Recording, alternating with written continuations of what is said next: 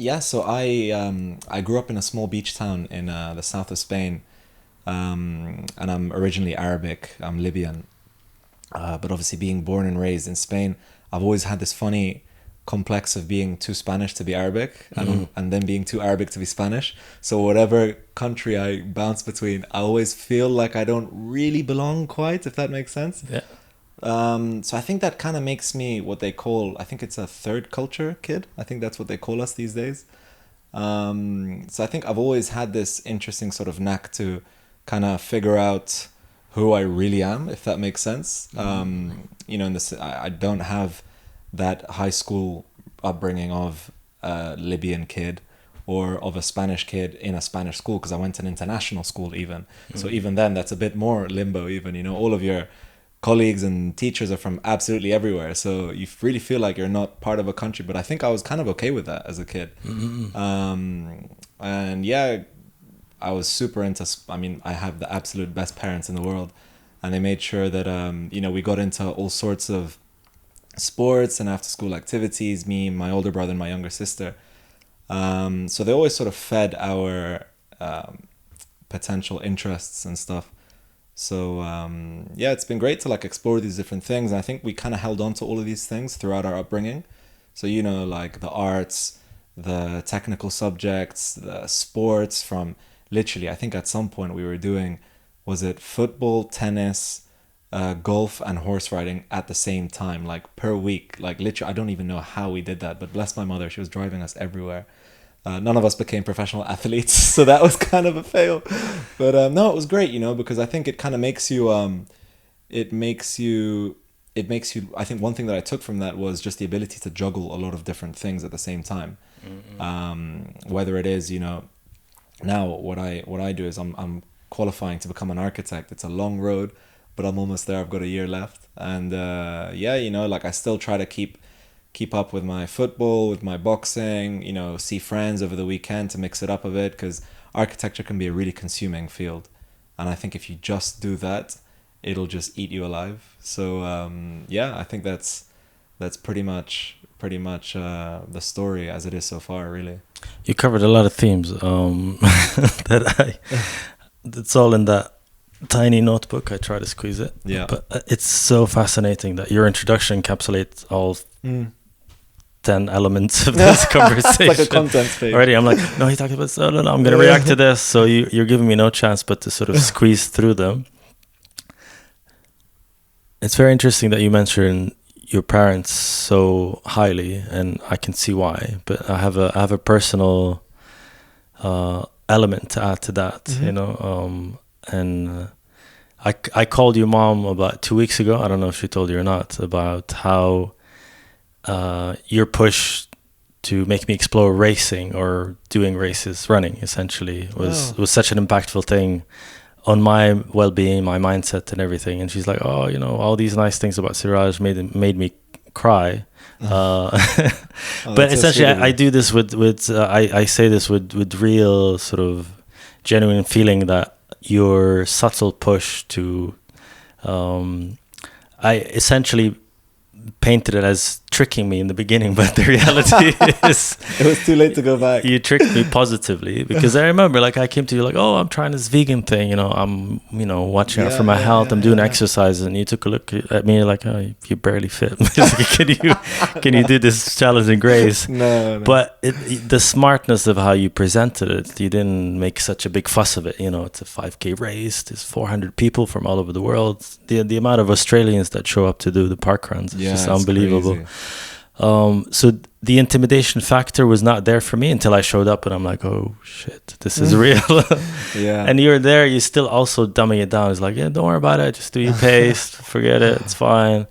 And I was dying by the first lap, But at the same time, even though we didn't do so many races after, you're still supportive in the sense that you're checking on the races. Oh, what's your time this time? There's like a moral support that I needed to mentally use this as a tool for my well-being and actually push further my health benefits, essentially.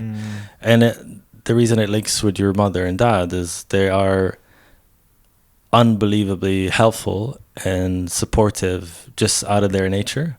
And to go back to the early days of meeting them, I met them throughout a challenging stage of my life, and early years of getting married, and my wedding wouldn't have been as amazing as it was without them. Like, they made it so easy, and that's where I met them. Like, because the wedding was in Spain, and I didn't know anybody there. My friends didn't show up in time in order to prep. I only had one friend, and Marbella is so small and at the same time challenging if you didn't know what you're doing. Yeah. And that was the best wedding I went to, by the way. Ever. It still is. I've been to a couple of weddings since then. So. Oh, thanks. Ilham will be so satisfied to hear that. I'm actually going to get married there in the exact same spot. I hope you don't mind. Oh, that's fine. No, I'm sure Ilham and I will be happy to push through doing it. All the contacts, Definitely. So they have this unbelievable way of making you feel welcome and supported. Yeah. In such a quality that I don't see generally, with people, and in Libyans and many people you meet, that they're genuinely caring and loving. And that, in a way, is apparent with you and your siblings right away. It's I guess you stuck with that. It's in your DNA in a way. Yeah. I mean, first, thanks. That's super sweet of you to say. But I think, it really just comes down, I think, to really just, there's this undeniable fact that it is just, my parents are just such, they're just such loving people, and it's so simple. There's nothing more to it. I think it literally is just that. And thankfully, I was surrounded by it my whole life. And and I think they just filled me and my siblings up with so much love and so much affection that I think it just, the way that they propelled us into the world, we couldn't have turned out any other way. I think in sense of just reflecting as even half of what they are, hopefully, and I think what they instilled in us is infectious, I think. And then about the running, honestly, more than anything, I think I enjoy sharing these moments with people rather than doing it alone. So I actually think, and you might not believe me, but I think I actually enjoyed it and got more motivated off of you than you probably did off of me, because I know... Very hard to believe. We're gonna have to fact check that, please. I'm sure, like, by you've done 20 minutes before and you're like, this guy. No. It's totally that. I seriously think that because I know what it's like to have that first, overcoming that first wall, and seeing that, I think you're underestimating what a feat that is, and that just sparked something in me that I really wanted to continue and to live that with you, if that makes sense, more than. I really appreciate it. I'm grateful. It's on record, so no matter what I say about being, tricked or duped into doing it. Yeah. I think the benefits and the mindset. I don't know. I think I'm getting addicted to it. Because after that race, I've done 2. I took a little break. We had to go to France for a wedding. Speaking of weddings, and then I was prepping for a 10K. I didn't show you this actually. I have it here.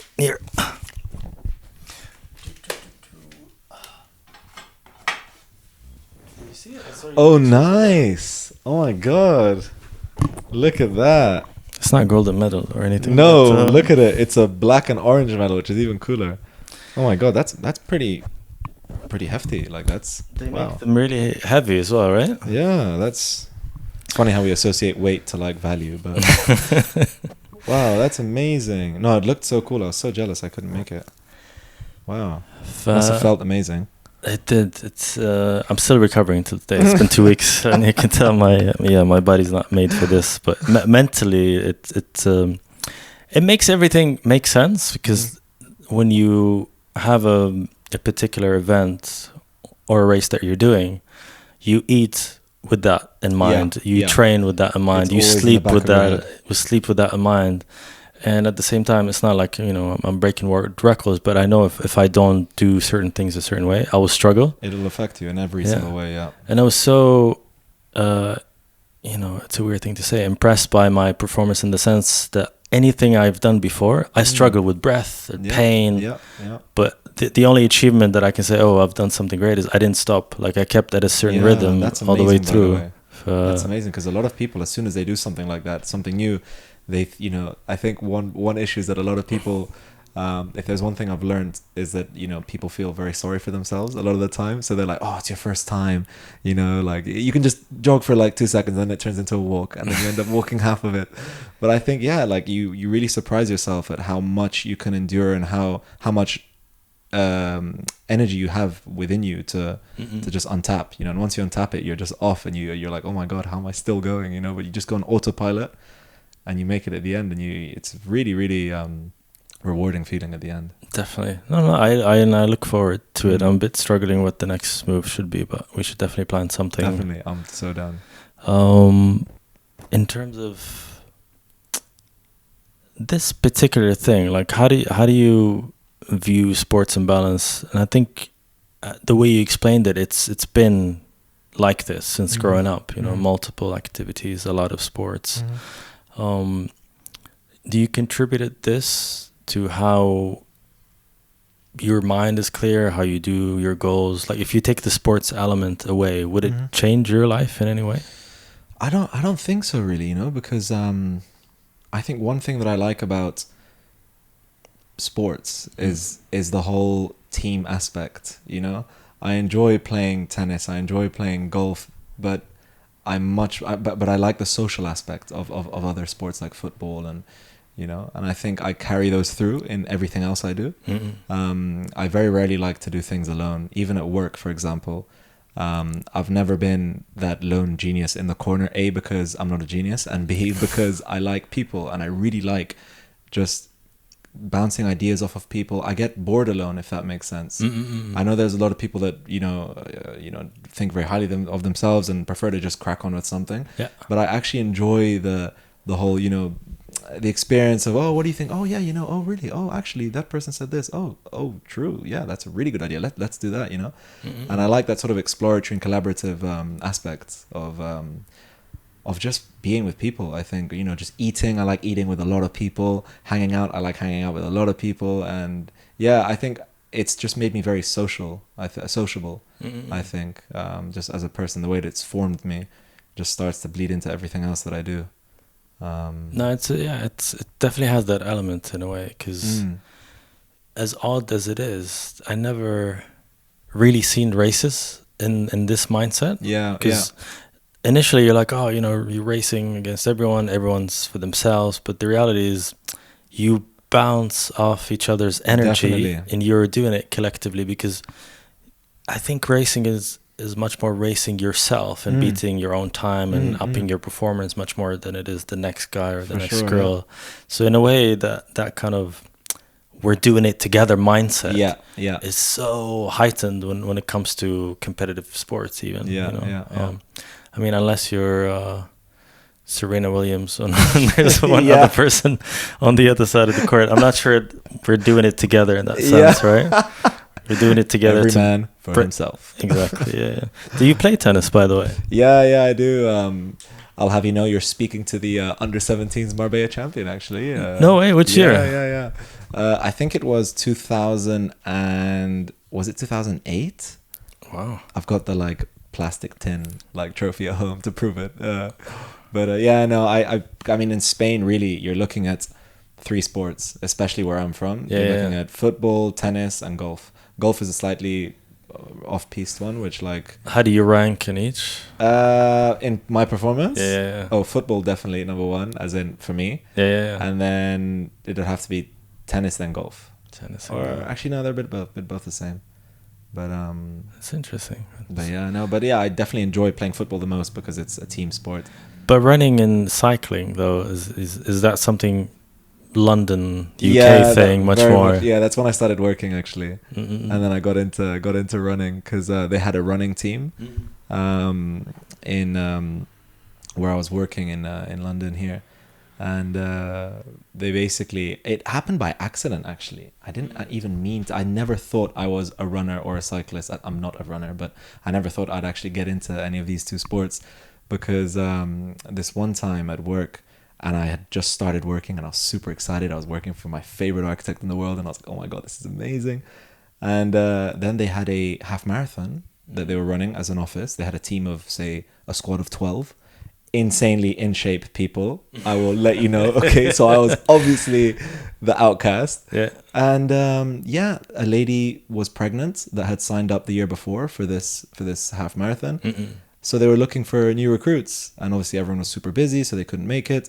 And then in comes this, this intern that's too smiley. He's too happy about life. He's too excited. He looks a little bit like a victim, They made you sign. Yeah, exactly. Quickly. Just sign. Just don't ask. Just sign here. Then we'll talk about that later. And then so I have this thing that I never say no to things. I'm a bit of a yes man. So they said, we've got this half marathon. Would you be? And I said yes. Yep, I'm down. Whatever. Just validate me. I'm in. Nice. And literally on the spot, they threw the uniform at me. They had like a top with the name and everything. And I said, okay, great. So how many months or weeks have I got to train? And they said, well, you've got about 4 days. And I was like, I had never ran 10K before. I had never done any sort of long distance training. I had just done a lot of sports. I was athletic. Use that term very loosely. But I was never a long distance runner, let alone a half marathon. Like I think in kilometers, so I think it's like 21 kilometers or something like that. It's a lot of kilometers. It's hours. Like I think it's like 2 hours. I think it takes 2.5 hours for the average person. And I just signed up for this thing. I think we went for a lunchtime run. We did 7K. I was dead. And all I did was just recover up until the day that we ran the half marathon.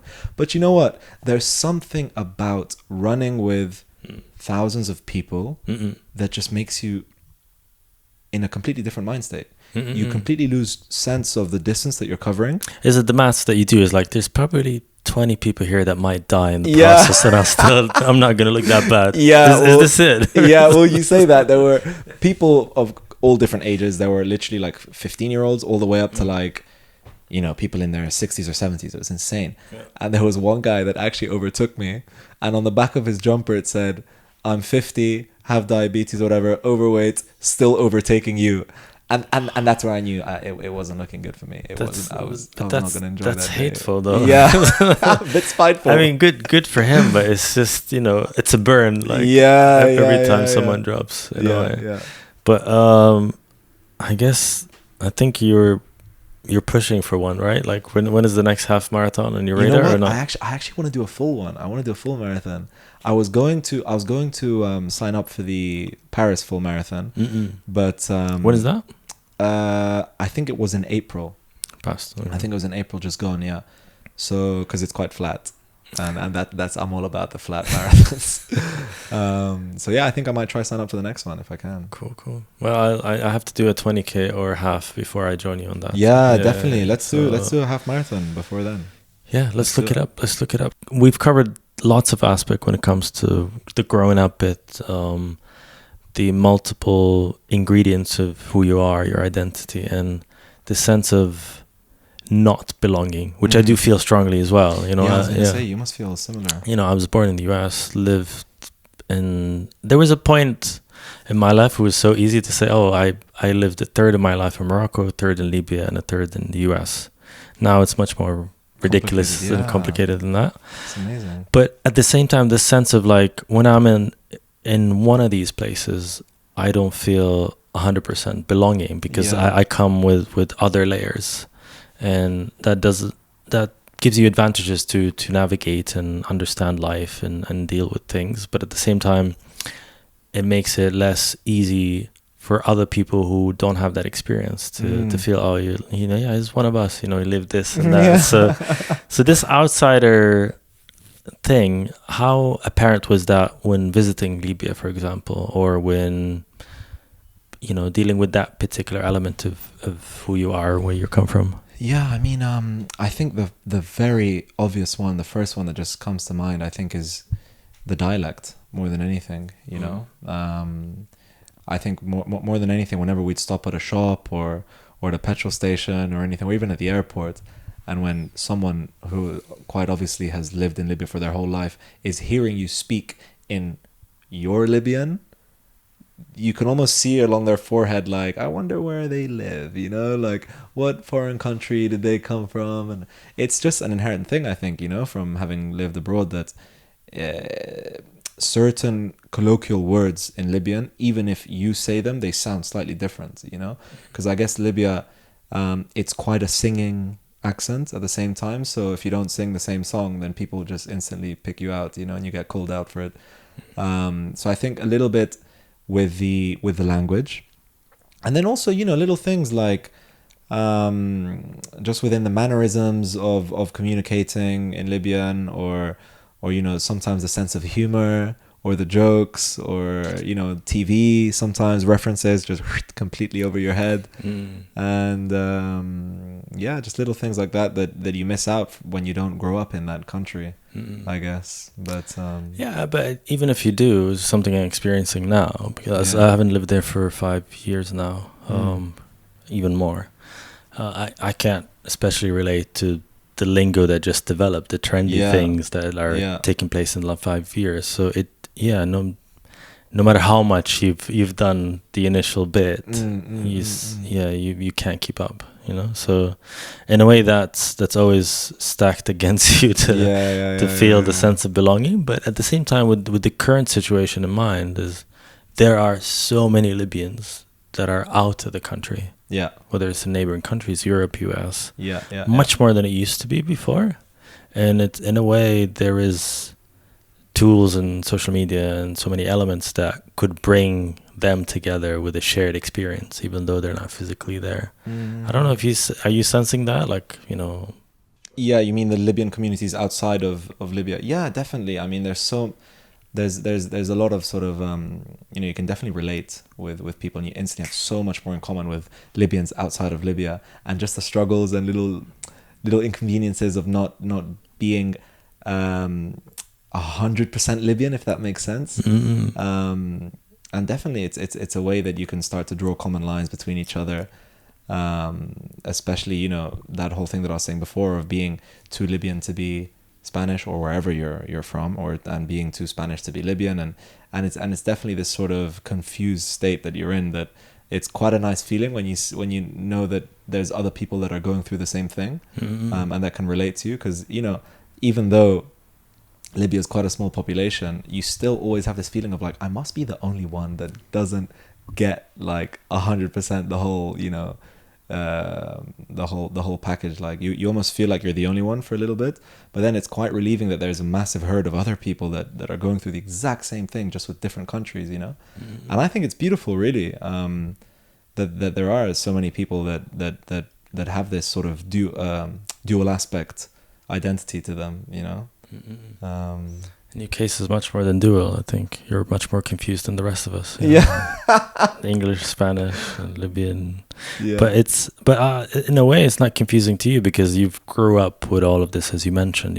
Physically Marbella, international school, and you constantly went back and forth to Libya. So you're not one of those people that were not sort of connected on the get-go, and you were shocked at 18 to go you kind of belong here. There was a connection that's growing, and that's sort of what your parents invested in. Yeah, no, definitely. I mean, my parents did an amazing job in that sense, and I think they've taught me to do the exact same thing for my kids, I'm sure.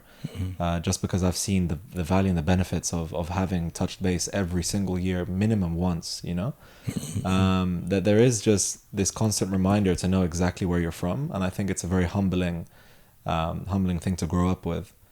And it just teaches you something new every single time you go, as you grow up, which is such an important thing, rather than, it's nice to experience that as you're forming as a person, rather than when it's too late, when you're older, and then the culture clash hits you a bit harder, and then sometimes you can just, you can react to that clash. But I think when you're growing up, I think it dovetails quite nicely with with the person you're forming to be, just little things like we were quite lucky. We had an Arabic Sunday school teacher that used to come to the house every Sunday, a Moroccan teacher. He was so patient, bless him. We were such a pain to teach.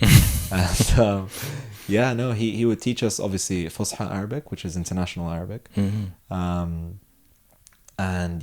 we'd go back to Libya, and our cousins would be like, "Tila ya Rashid, ta'ala jay." And I'd literally look at my parents like, "What was that? Was that Arabic? Or what was?" And then I'd be like, "Oh, okay, cool. Okay, I understand that now. Okay, cool." So then you add that to your vocabulary, and you just add layers and layers and layers and layers, and it's just such a amazing cocktail at the end that you have. Is You it, know, is like it AI machine learning? Yeah. Just add this layer Yeah. to the base, and then Exactly. Add that to the library.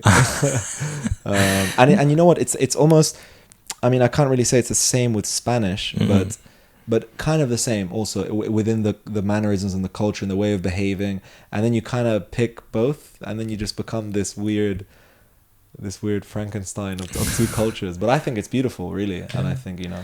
But in a way, there's still an assumption for me. I haven't lived in Europe other than the past 5 years, and UK is kind of further up, not Mediterranean. But is there common ground culturally between living in Marbella and the other side, Trablus, in terms of lifestyle, in terms of food, how people do things? You're like, oh, this is kind of the same, but with a little twist. Yeah, that's a really good question, actually, and I've never honestly stopped to think about that before, if I'm honest with you. But I mean, if I was to say, maybe probably the really strong family values that both cultures have.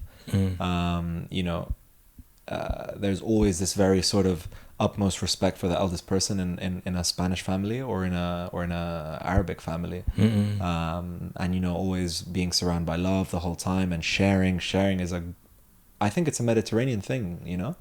I think because, you know, food is almost a sacred moment where it's always with the family, it's always at home, surrounded by your loved ones, and sharing everything, and asking the younger kids how their days were, and, you know, learning from the elder people in the family. And yeah, I think there's quite a lot of common lines that can be drawn between each, I think, actually. And also I think in the humor, because I think, you know, I was saying this to someone the other day, where in English the humor would usually be one-liners or manufactured stories.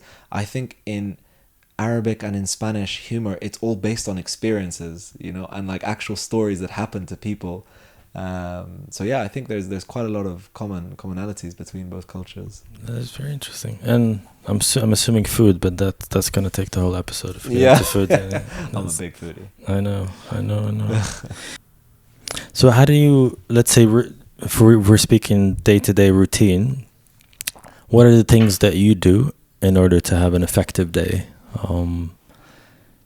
It doesn't have to be a list of everything you do throughout the day from the morning, but you're like, oh, these things are key element in order for me to feel that my day went beautifully successful. Yeah.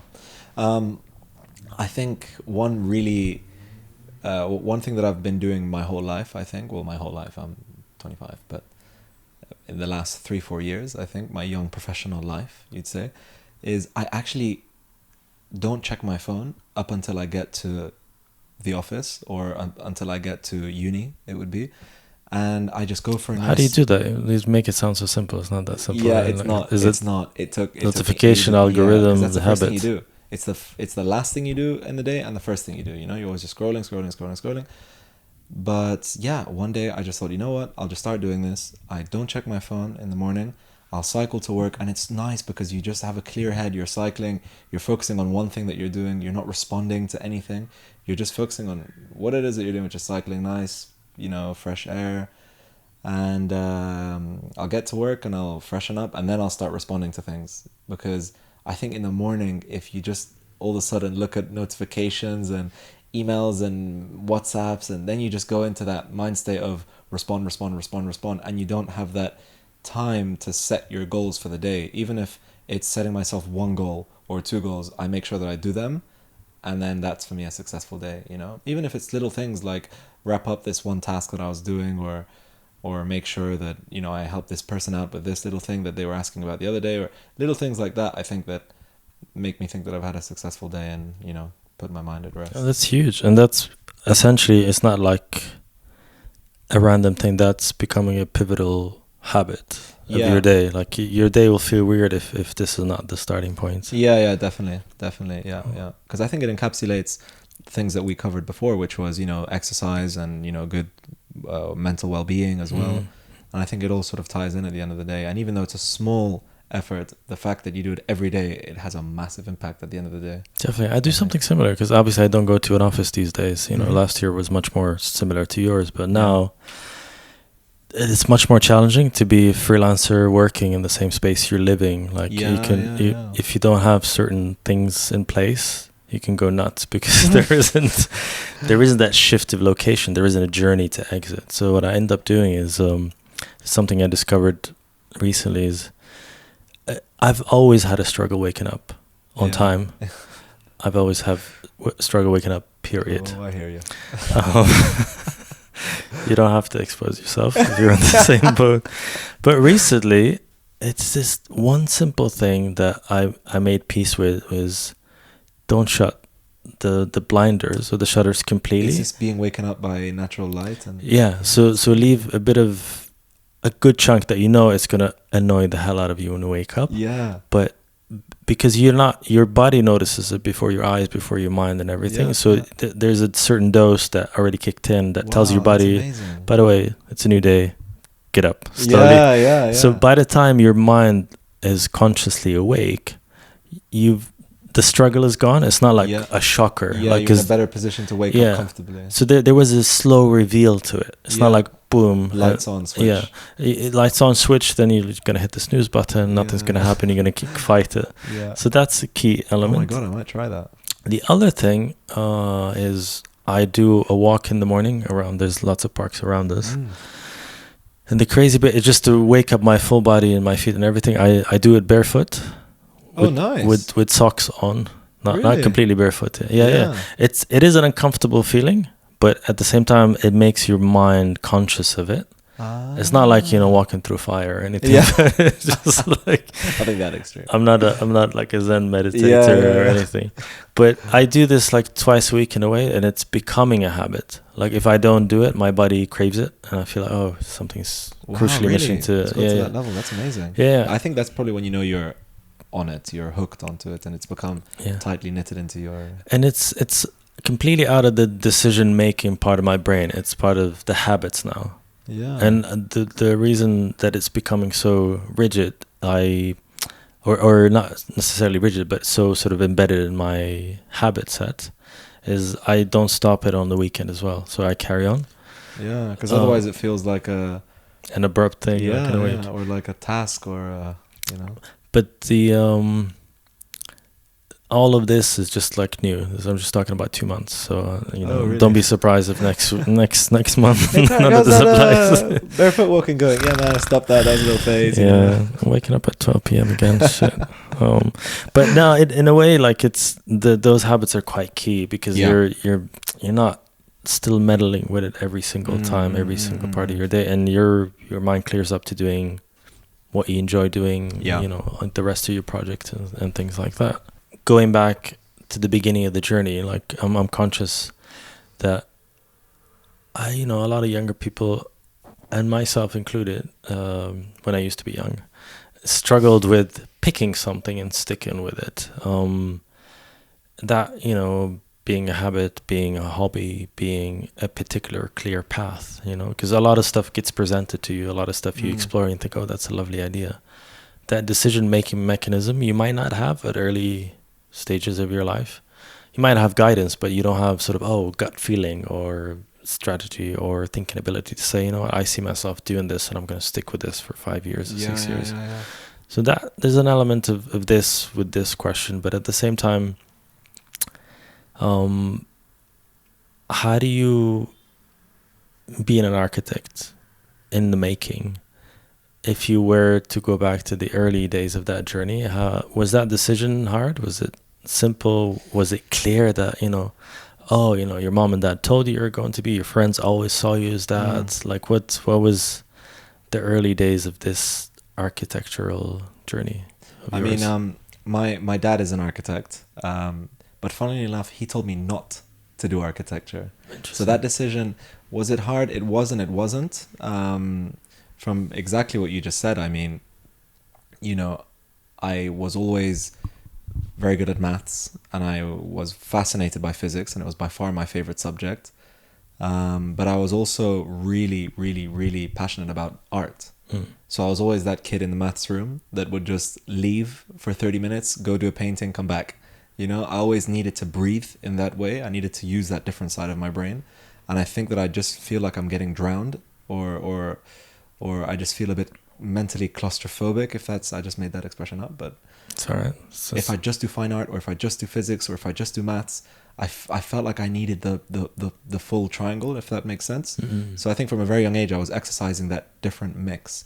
And to me personally, architecture seemed like the way that I could just not commit to one, you know, that I could just take all three with me, because I didn't want to drop maths, or I didn't want to, you know, I didn't want to do, let's say I didn't want to study fashion and then never use maths in my life, or physics. I didn't want to do theoretical physics and then never use fine art. Mm-hmm. I didn't want to do maths and then never, you know, it's always these three that I always struggled to encapsulate in one field, let alone a career.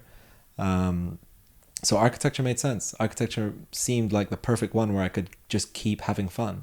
I could keep doing what I love, you know, and why would I do anything else and drop something that I'm seriously passionate about. So architecture is this amazing field where you do get to practice all three, very in depth, and yeah, I think that's where my. Did you have role models associated with it? Like, did you know architectures? You just spoke about your dad. Like, did you see him do his thing, do his work? You're inspired by it, even though he's given you the don't walk this way. Yeah. Yeah. I mean, I was tremendously inspired by my dad in a lot of ways. Also in the professional life, of course. But my dad, even though he qualified as an architect, he doesn't practice it at the moment. He does other stuff. But yeah, I think just, I mean, I see it in my dad, but more generally speaking, the typical architect is this guy that knows a little about a lot of things, if that makes sense, rather than a lot about a single field. So I quite like that broad umbrella that there is of architecture. A connoisseur, not a specialist, or if that's what it is, I guess so. Yeah, yeah, exactly. You're right. Yeah, but I mean, you can specialize at the end, but it's nice to be a connoisseur of about many things. And the good thing about architecture for me that I find even more exciting is that it goes beyond an architect. You know, there is architecture for me. I find it to be the broadest design education anyone can get, you know, from proportion to scale, materiality, light, shadow, everything, absolutely everything, you know. And more than anything, you understand people. You understand how people work, you know. And, can you tell me more about that? What does that mean? Why is that relevant to architecture? The people understanding aspect. Yeah, so I mean, you think about any architectural project or any tower that's being built, just to mention a stereotypical architecture project, you know, people think of towers, and, you know, thousands of people get together to put this massive structure up, and people from absolutely, you know, so many different backgrounds and ethnicities, and to me that's a miracle, you know. Where else would you get such a vast variety of people together for one purpose, you know? And to me that's amazing. And I think it's a very sort of humanist view on the field, but I seriously believe in that at the end of the day. Yeah, you know, you understand how a building affects the way that people live their lives, that, you know, you want to design these spaces that uplift people and improve their lives, not affect it, you know? And I think in order to do all of these things, you really need to understand how the human behaves. What they do and especially what they don't do. In your opinion, what's the most dysfunctional, ugly building in the world? Oh my God. Just name drop. Oh. It's all right. I mean, I wouldn't know the names of the buildings, but there are some shocking creatures in Victoria. Which? Just in Victoria. I don't know what they're even called, but there's one that just looks like when Photoshop goes wrong. And it just kind of like, that is a building in Victoria somewhere. I don't know what it is, but I'll find it and I'll show you. Okay. It's just, it looks like it's insulting you in your face, you know, like it's loud. I don't know, like it's shouting at you. Like, what color is it? It's like reddish, clay reddish color, and it has like squares and, oh, you're making me angry just asking about it. But yeah, and you know what? I think one of the things that I love about design is that people, okay, and you don't have to be a designer, but everyone more than sensing care in design, we're really good at sensing a lack of care, like clumsiness. And it's so obvious. I think it's why a lot of architects, and also because they're trained to be hypercritical, but we can't shut that side of our brain off. Okay. And as soon as you see something that you don't like, you just look at it and start redesigning it in your head. And you ask your questions like, why did this person do this? Why did this person choose that? Why did he do this in this material and choose that shape and this, And I think that that I have more buildings in my mind that I dislike than I like, and it's such a sad thought. On that note, actually, what maybe not building for this one. What speaks to you as design or architecture that you're like, this is the style that I like, that I want to develop further, that I want to work on. Obviously, I don't have the words to give options on that, but what speaks to you in terms of architecture and design, in terms of what already exists? Yeah. I mean, I think in university, obviously, one of the hottest topics that they're just, feeding into our brains, which is obviously sustainability, because it's the hottest topic right now in any field. So that's obviously one aspect that we're religiously taught to apply in any project that we get involved in. And it's actually reassuring that even in practice, in industry, it is being implemented, which is a massive relief that A, what you're studying at university is actually being implemented, and B, that together we're trying to make a better planet, So that's something that I really vibe with, to be honest. And then another is just the social aspect of architecture, rather than a particular style or a genre. I think some of my favorite architects are architects that you can almost not really tell. You almost can't tell that this architect designed that or that architect designed this, because they're all responsive of the place and the time that they're and the climates, and so many different parameters that each site, no matter where you put your finger, the parameters are completely different. So a building in point A in the world should not be able to exist in a building in a point B in another part of the world, So I think a building looks different because it seriously performs in a different way.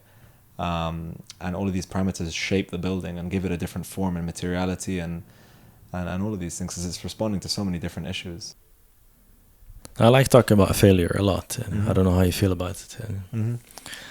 Oh, I've got a lot. You don't know what you just got yourself into. That's good news. Actually, to sum it up, you either pick your favorite to talk about and just tell me why it is your favorite, or one failure that because of it you set for success, or that failure itself kind of with the back of your mind flipped the rest of your steps into something that you consider a success. Well, I mean, when you talk about failure, I'm kind of spoiled for choice here, because I've got a massive library of mistakes and just I was a very lousy kid in school. Okay, but I think my wake up call came quite late in life, and it came in university actually, when in my second year the head of the department told me I wasn't going to make it past second year in architecture. No way. Yeah. And he asked me to potentially reconsider the field that I'm in. And that to me was, I'm quite easygoing and chilled and I have quite thick skin. And you can tell me anything you want, but when you say that to me, or it's about my what I think my passion is, and that I might be off the mark, it completely destroyed me. Like, game over. I didn't know what I was doing anymore in life, and because architecture is such a long road, you almost see your life for the next 5 or 7 years. And when someone kind of blurs that and tells you that potentially you might be walking on the wrong path, it completely just destabilized me. And I called my dad up and I told him, look, I might not, this might not be for me, blah, blah, blah, and this, that, the other. And he was like, whoa, hold up. What happened, And yeah, like at the end of the day, I think that was a big wake up call for me, just to get my shit together and reassess whether I really did want to be in architecture. But B, I think more than anything, it was that jump from school to university, where in school, you know, you're taught to do your homework, show your homework the next day in class. Okay, yeah, 10 out of 10, great. Okay, go back home, show your parents, you know, nice. A, I didn't get 10 out of 10 ever in school, like ever. And B, in university, there's this very independently taught culture. Hands off. Basically. Yeah, the teachers, you know, the lecturers, if you don't come to class, if you don't come to a lecture, the lecturer won't care. And if you do come to class, the lecturer won't care. So that was a concept that, I'm not gonna lie, it took me a year or two to really get my head around, you know, that this is really you, and everyone's playing for keeps here, and you need to invest time in yourself, and no one's gonna ask you, hey, did you do this, or did you know. So I think that hit me quite hard when I was in uni, and I think I needed that, you know, just to burn my hand once, and I've said, okay, you know what, I'm not doing that again. But I've made that mistake, and I'll say it loud, and I said it to my whole family, and I said, you know, if I ever do that again, let me know, because I won't, you know. But more so that's really interesting to me that you've kind of analyzed it quite properly and took steps to remedy it. Like most people, you know, it's still a young age, university, you're still exploring things, and there's so many things that could take you away from the path, let alone the whole game is different, which what you mentioned. But in order to have that sense and responsibility to say it to your parents, which is, whoa, you're not saying it to your friends or classmates or really people that will say, Arabic, you know what, parents are like, oh yeah. Yeah. So like, can you tell me about that process in particular? Like, how did you build the guts to think, you know what, I need to go public and I need to engage in order to sort of constrain myself and make a commitment to this? Like, how did that happen? I think it's funny because I was, without realizing, I was actually being taught that lesson very, very early on. So when I was in primary school and early secondary school, so year 7, year 8, that was my like prime bad student years. You know, I was an absolute rock star at being a terrible student. Oh my God, bless some of my teachers. And yeah, I'd always do this thing where I'd hide my results, you know. I'd get a bad grade, I'd get a C or a D or whatever it was, and I'd always just stuff it into my bag, and I wouldn't show my parents. And one day my parents, surely enough, went through my bag and found all of these terrible grades, you know. And that, other than just being humiliating, it shows you that you're okay with the bad grade, you know, that you accept it, and you almost accept that you are a C or a D. But I think the fact that I then went and told my parents, I think it shows an attitude of, you know what, I know that I'm better than this, and I'm okay with showing you that I slipped up this one time, but I can do better, you know. And I think that the first time I did that was so late, that it was in, you know, sixth form education, that's where I really started to get my things together, you know. Can we do Spanish Trump? Yeah. What's he doing? No, exiting this episode. Thank you very much for listening. I hope you've enjoyed it. Stay tuned for the next episode. Subscribe, share, like, freestyle it, whatever you feel Spanish like. Trump saying that. Yeah. Okay, wow. Okay, thank you very much for listening, viewers. This has been a very great episode, one of the best episodes ever, if I do say so myself. Be sure to like, subscribe, and leave a comment. Peace out.